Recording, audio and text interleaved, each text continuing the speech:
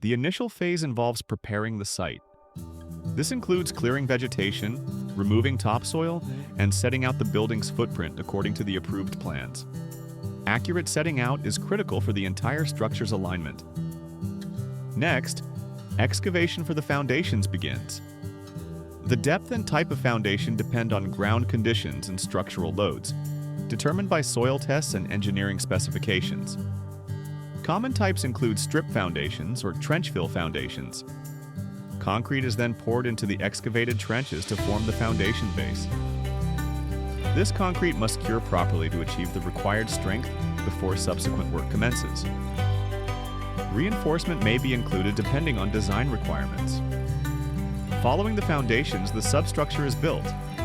This typically involves constructing dwarf walls or blockwork up to ground level, forming the base for the ground floor. A damp-proof course is installed at the correct level to prevent moisture rising into the walls. The ground floor is then constructed. This can be a suspended timber floor or a solid concrete slab. For a concrete slab, a layer of hardcore is compacted, followed by sand blinding, insulation, and a damp-proof membrane before the concrete is poured and finished.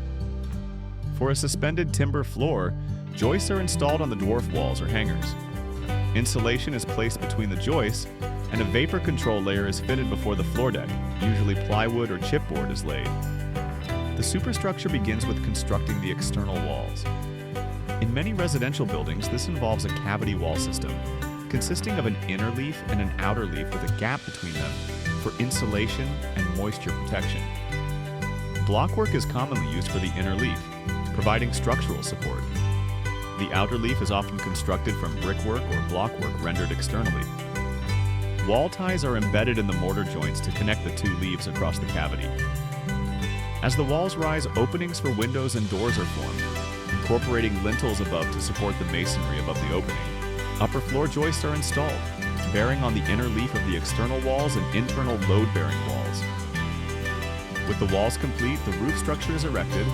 This typically involves timber rafters or prefabricated roof trusses. These are fixed to the wall plates, which are secured to the top of the inner leaf. The roof structure provides the shape and support for the roof covering. Eaves and gable details are formed, and ventilation requirements for the roof space are incorporated at this stage. A breathable membrane is laid over the rafters or trusses. This provides a temporary weather barrier and allows moisture vapor to escape from the building, while preventing external water ingress. The external envelope is completed by installing the roof covering, windows, and external doors. Roof tiles or slates are fixed onto battens, laid over the breathable membrane. Ridge tiles and verges are installed to complete the watertight layer.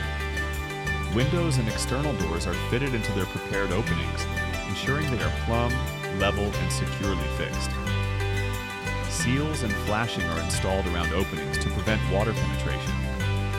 External finishes, such as rendering, cladding, or pointing brickwork, are applied to the walls. This protects the structure from the elements and provides the desired aesthetic finish. Internal works commence with the first fix stage. This involves installing all concealed surfaces before internal wall linings are applied. Electrical cables are run to outlet points, and plumbing pipes are installed for water supply and waste drainage. Heating systems, such as radiators and pipework, or underfloor heating, are also installed during first fix. Ventilation ductwork, if required, is fitted. Internal door frames are fixed into position.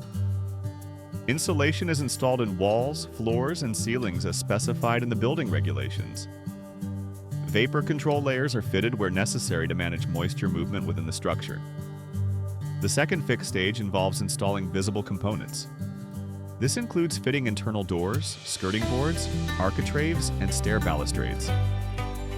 Electrical sockets, switches, and light fittings are connected. Plumbing fixtures such as sinks, toilets, and baths are installed and connected.